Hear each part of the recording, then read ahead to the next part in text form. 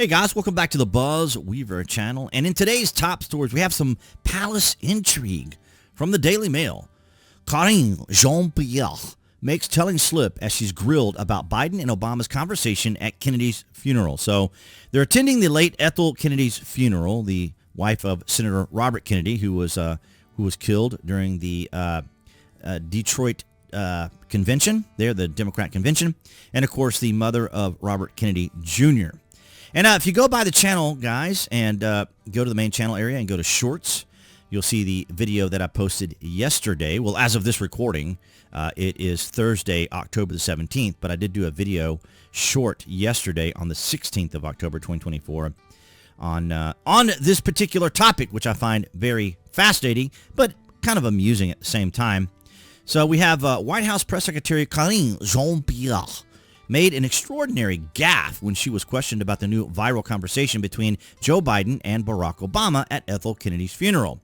During the service for the Kennedy monarch, Biden and Obama were caught on camera having an intense conversation. Lip reader Jeremy Freeman deciphered their chat for dailymail.com, leading to speculation that they were talking about Vice President Kamala Harris's chances of winning the White House. Biden appeared to say to Obama that she's not as strong as me, with the former president replying, "I know, that's true. We have time." Yeah, exactly. They have the establishment uni-party behind them and the continuing bombardment on Donald Trump using figurative language. Speaking of figurative language, I'll be changing some of my language here as we move into this and go into other areas. Asked about it Thursday on board Air Force One en route to Berlin, Jean-Pierre didn't give a straight answer and mistakenly called Biden the former president, which is fascinating because, well, he will be the former president because he already is, because he's been uninstalled by the establishment, and the establishment already considers him a former president because his usefulness has run out. So he's been uninstalled, and so if anyone is wondering why I mentioned the establishment uni-party being the establishment uni-party, now you know why, because it is painfully apparent. But not only do we have the palace intrigue of what's going on between Barack Obama and Joe Biden, and of course we know that Kamala Harris is underwater, we also have Joy Behar, or as I like to call her, Joe Blowhard, from ABC News, claims Trump is going to have military engage with liberals. Joy Behar doubles down on the fact-free claim that Trump will send in the military to dispatch liberals. I mean, he wants to send the military to attack liberals if he gets in. What more do you really need to hear? Well, we don't need to really hear anything because it isn't something that Donald Trump would do. As a matter of fact, there was no wars under Donald Trump. There was no new invasions under Donald Trump. But if we want to talk about presidents that send in potential military strikes, we could talk about Barack Obama from years ago when he sent in a drone strike on Abdul Rahmani al-Awlaki, a 16-year-old American citizen.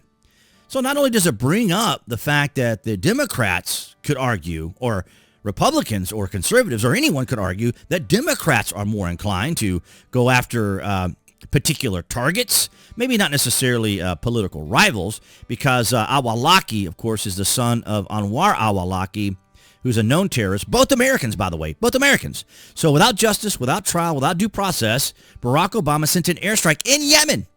And we weren't even at war with Yemen. We weren't even fighting in Yemen. And yet it was a strike that Barack Obama sent in. So if Behar wants to talk about strikes on citizens, maybe she should start with Barack Hussein Obama. But let's go ahead and give a listen to Joe Blowhard. All right, let's talk about fascism for a second. Okay. Because that came up also. Yeah. I think that you covered this other part. This is the definition. It's defined as a political movement that embraces the far-right nationalism and the forceful suppression of any opposition, all overseen by an authoritarian government. That definition has Trump's picture next to it in the dictionary. Right, right. I mean, he wants to send the military to attack liberals if he gets in. That is basically, and the king of fascism is Mussolini, who spoke better English than he does, by the way. And so I think that to say that he's a fascist is completely accurate. I mean, well, to say anything that you're saying is completely inaccurate, because fascism in and of itself, as she defined it, of course, would be more indicative of what the Democrats are doing. Remember, they removed a sitting president from Twitter. They removed a sitting president from social media. They were in control. They are in control right now. These are the same people that wanted to create the Ministry of Truth. They wanted to control language. They still want to control language. We saw how Hillary has come out, and we saw how Lurch has come out. I know his nickname. I'm trying to think of his real name. The former senator, and oh gosh, I just cannot remember his name. It just doesn't come to me right now. Maybe it will in a moment. But nonetheless, they're going after free speech. And, because the last vestige of their attack, of course, would be free speech. Because once you control language, you got it all locked down, right? They control our culture. That John Kerry was who I was trying to think of. John Kerry, right? John Kerry came out just recently also for the Globalist to suggest that they needed to do more to crack down on free speech, or that and we even did a video on the fact that they wanted to attack free speech, that free speech had certain levels of danger to it. It's absolutely ridiculous. But Joe Blowhard here definitely sensationalizing, and of course probably to get attention on ABC News, of course. So part of it is the strategy of marketing and PR versus, maybe her having a typical exaggeration and sensationalizing that she typically does. But I find it fascinating. Excuse me, guys.